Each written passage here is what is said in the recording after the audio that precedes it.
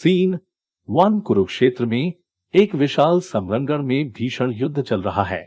ध्वनि और घोषों का शोर हर ओर महसूस हो रहा है। अर्जुन, एक पंडु पुत्र, उन्माद से प्रभावित होकर अपने रथ के मध्यमा खड़ा है। कृष्ण, विष्णु भगवान के अवतार, उनके रथ को निर्विघ्न चला रहे हैं। अर्जुन, दुखी और विचलित, हे कृष्णा, मेरे मन में भय का अनुभव हो रहा है। मेरे हाथ कांप रहे हैं और मेरे शरीर में तीव्र विकार हो रहा है। मेरे पास युद्ध करने का इच्छा नहीं है। मेरे दोस्त, शिक्षक और रिपुदल भी इस युद्ध में शामिल हो रहे हैं। ये सब अजीब लग रहा है।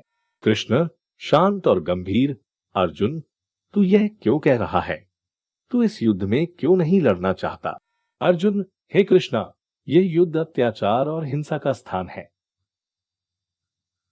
मेरे रिश्तेदार, दोस्त और गुरु भी मौजूद हैं। मैं उन्हें कैसे मार सकता हूँ? वे सब मेरे प्रिय हैं। कृष्ण, अर्जुन, तेरा यह दुख और विमर्श का मनोभाव उचित नहीं है। तू एक क्षत्रिय है और अपने कर्तव्य का पालन करना चाहिए। जन्म मरण की यह संसारिक स्थिति है जिसमें आत्मा शरीरों के द्वारा अनंत बार आती रहती है। अर्जुन, कृपया मुझे समझाओ। हे कृष्णा, यह आत्मा का विषय क्या है? अर्जुन, यदि मैं आत्मा हूं तो मैं कौन हूं? और यह शरीर और मन मेरा कैसे अस्थाई है? कृष्ण, अर्जुन, तू जीवात्मा है जो शरीर के अंदर निवास करती है। शरीर मात्र तुझे ढंकने वाला केवल एक वस्त्र है। तू अनादि से अविनाशी है और केवल शरीरों के बदलने वाले हैंडलर के रूप में जीवित रहेगी। तू इस युद्ध में धर्म के मार्ग पर चलने के लिए यहाँ मौजूद है। अर्जुन, कृष्णा, तू मेरे लिए एक मार्गदर्शक है। मैं यह समझता हूं कि मैं अपने कर्तव्य का पालन करना चाहिए, लेकिन मैं उभर कर युद्ध कैसे करूं? कृष्ण, हे अर्जुन, यदि तू कर्तव्य के लिए युद्ध करता है तो तू निर्मम होकर युद्ध करने में सफल रहेगा।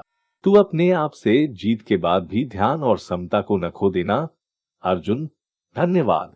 हे कृष्णा, अब मैं अपने कर्तव्य का पालन करने के लिए तैयार हूं। मैं युद्ध करूंगा और अपनी जीत के लिए प्रयास करूंगा। तू युद्ध अभियान।